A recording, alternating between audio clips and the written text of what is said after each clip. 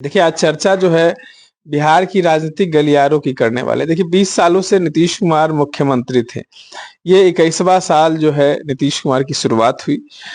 कहा जाए तो नीतीश कुमार अब जो है 25वें वह जो है कार्यकाल पूरा करेंगे 2025 से 30।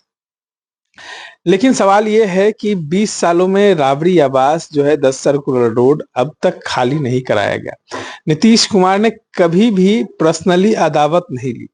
निखिल, जब बीजेपी बिहार में बढ़कर आई है, नंबर 1 पार्टी बनी है, तो उन्होंने सबसे पहला आदेश जारी किया राबड़ी देवी का आवास खाली करने के लिए। 10 सर्कुलर रोड को खाली करके अब 39 हार्डिंग पार्ट कर दिया गया है, पर शिफ्ट किया गया है। हमारे साथ पूर्व आईपीएस अधिकारी है ताप कुमार दास जी हैं। कैसे देखते हैं, क्योंकि नीतीश कुमार 20 सालों से जब थे मुख्यमंत्री तो उन्होंने कभी आज तक राबड़ी देवी का आवास खाली नहीं कराया। निखिल, जैसे ही बीजेपी जो है इस बार अधिक सीटों पर आई है, बड़े भाई की भूमिका में आई है, तो उन्होंने राबड़ी देवी का आवास खाली कराने के लिए नोटिस जारी कर दिया। ये जो कुछ हो रहा है ये मैं इसको दुर्भाग्यपूर्ण मानता हूँ।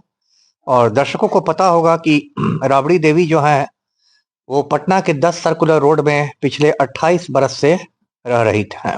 28 बरस एक लंबी अवधि होती है। उनके बच्चे मतलब छोटे से बड़े हो गए 28 बरस में। और एक तरह से वो पूरा लालू राबड़ी का आवास राजद कार्यकर्ताओं के लिए एक तरह से तीर्थ के समान था। वो लोग वहां आते रहते थे। उसके बाद अचानक परसों भवन निर्माण विभाग का एक आदेश निकला और उस आदेश में निकला कि श्रीमती राबड़ी देवी को एक नया आवास आवंटित किया गया है 39 हार्डिंग रोड, जो इस आवास से साइज में काफी छोटा है। अब देखिए, इस पूरे मामले के कई पहलू हैं। एक तो वही पहलू जो आपने बताया कि इतने बरस से पलटू राम मोटा मोटी 20 साल से सीएम है। उन्होंने तो कभी ये नहीं खाली कराया और बीच में उन्होंने लालू यादव के साथ मिलकर कई बार सरकार भी बनाई। तेजस्वी यादव पलटू के डिप्टी सीएम भी रहे। लालू को वो बड़े भाई कहते रहे। राबड़ी देवी उनकी भौजी बनी रही। चूड़ा दही खाने जाते थे 10 सर्कुलर रोड में। तो उस समय नहीं हुआ। लेकिन अभी जो नतीजे निकले हैं और भाजपा को कहीं ज्यादा सीटें आई हैं, तो भाजपा आप कह सकते हैं दादागिरी रंगदारी जो कहें उस पर उतारू हो गई है। पहले उन्होंने पलटू राम से गृह मंत्रालय छिनवा के सम्राट चौधरी को दिलवा दिया। अब ये मकान खाली करने का नोटिस है। देखिए, इसमें एक और पॉइंट ये है कि कुछ लोग कह रहे हैं, खास की सोशल मीडिया पर लोग लिख रहे हैं कि ऐसा हाई कोर्ट के आदेश से किया गया है। हाई कोर्ट का इसमें कोई आदेश नहीं है। हाई कोर्ट ने कुछ साल पहले बस ये किया था कि पलटू राम ने पूर्व मुख्यमंत्रियों को जो आवास देने का ऐलान किया था, उस ऐलान को रद्द कर दिया था। और ये जो 10 सर्कुलर रोड वाला आवास है, मैं दर्शकों को बता दूं, ये राबड़ी देवी को पूर्व मुख्यमंत्री की हैसियत से नहीं मिला है। ये विधान परिषद में विपक्षी दल के नेता की हैसियत से मिला था। जैसे पूर्व मुख्यमंत्री वाली बात इसमें लागू नहीं होती है।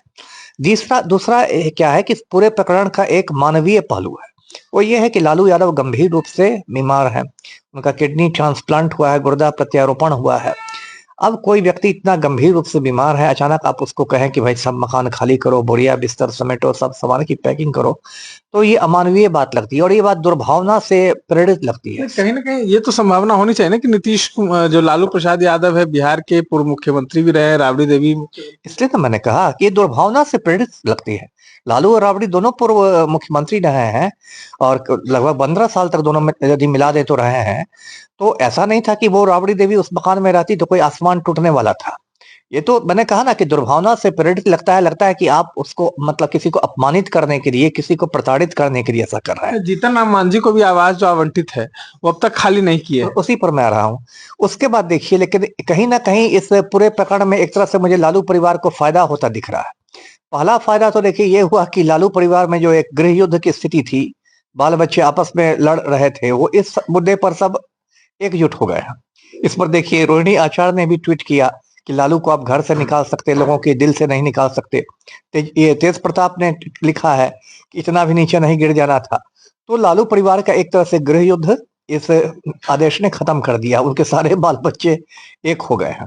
दूसरी बात है कि राजद कार्यकर्ताओं को एक फाइट करने का एक मुद्दा मिल गया, क्योंकि जब से चुनाव के नतीजे आए थे 14 नवंबर से राजद में कार्यकर्ताओं में बहुत हताशा का माहौल था।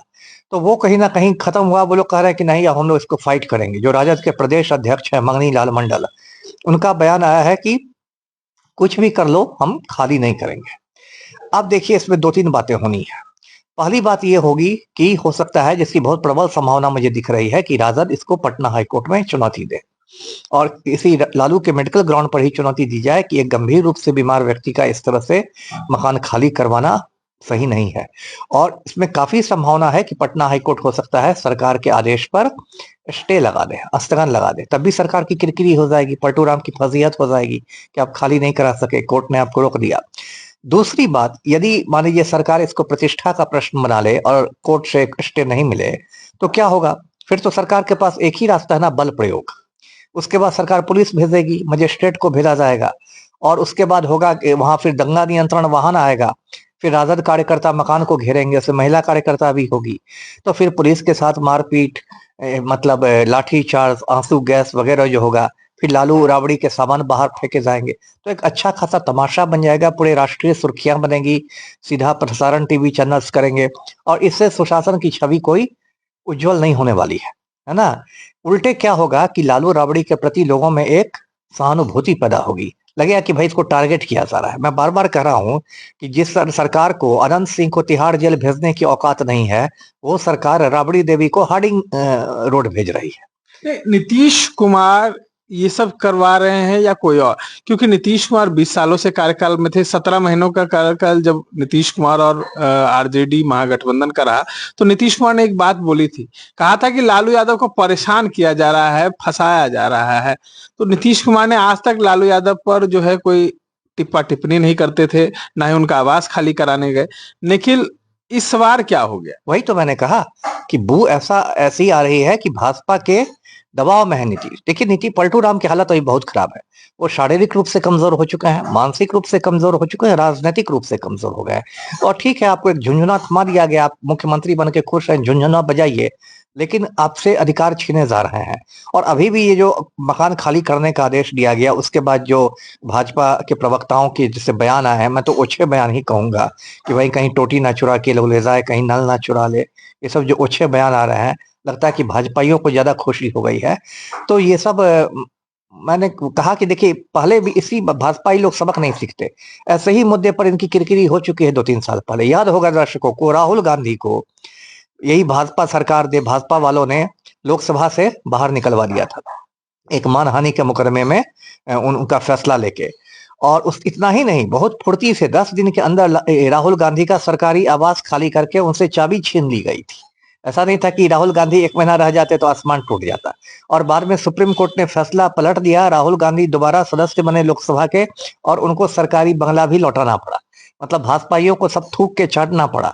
वही गलती ये लोग फिर जो गलती तो दिल्ली में की थी, वही पटना में दोहरा रहे हैं। कई लोग ये भी कह रहे हैं कि नंद किशोर यादव ना विधायक हैं, अब कुछ दिनों के बाद वो अध्यक्ष भी नहीं रहेंगे, तो क्या उनका भी आवास वापस लिया जाएगा? देखिए, नंद किशोर यादव क्या, ऐसे 50 उदाहरण हैं। अभी मैं जीतन राम मांझी की बात बताऊं दर्शकों को, जो मेरे सूत्रों ने बताया है, कभी केंद्रीय मंत्री जीतन राम मांझी हैं। एक तो उनको दिल्ली में आवास मिला हुआ है, तो फिर उनको पटना में आवास की क्या जरूरत है? एक साथ आपका 2 आवास में कैसे रहेंगे?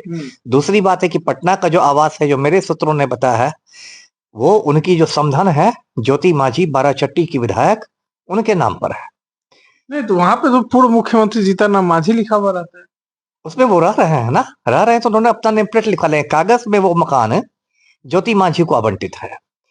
तो अगर आज किसी ने डाल दिया, कोई ना कोई डालेगा ही, है ना, आरटीआई डाल ले कोई व्यक्ति, कोई सजग नागरिक आरटीआई डाल दे, सूचना के अधिकार के तहत पूछ ले भवन निर्माण विभाग से कि भाई बताइए, सूची दीजिए कि किन किन को अपने सरकारी मकान आवंटित किए हैं, तो इन लोग की तो मतलब फजीयत हो जाएगी, सारी पोल पट्टी खुल जाएगी। भवन निर्माण में इतना ज्यादा इन लोगों ने गड़बड़ किया है। अनंत सिंह जेल में बंद है, उसको सरकारी आवास मिला हुआ है, ये क्या मजाक है ना? किस हिसाब से उसका सरकारी आवास ले लीजिए, जब जेल से वो बाहर निकले तो उसको आप विधायक वाला आवास में भेजिए, जो मकामा विधायक के लिए कर्णांकित आवास है उसमें भेजिए। जी हाँ, जो ये कहा गया है कि ये आवास सब क्या होगा, जो विधायकों को मिला हुआ है, जो तमाम जो पहले विधायकों को मिलता था, सब खाली करें, सब खाली करें, है ना, सब खाली करें। सबसे शुरुआत अनंत सिंह से ही हो कि वो जो मंत्री वाला बड़ा सा बंगला में है, उनको वहां से खाली करा के जो मकामा विधायक के लिए कर्णांकित आवास में भेजा जाए, फ्लैट में भेजा जाए। तो है ना, कहते ना कि बात निकलेगी तो दूर तक जाएगी। तो खाली आप बात निकालेंगे भवन निर्माण विभाग, तो बस राबड़ी देवी तक बात नहीं सीमित रहेगी।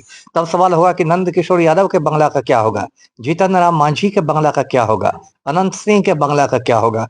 तो सरकार की बहुत बुरी तरह इसमें फजीहत होने वाली है।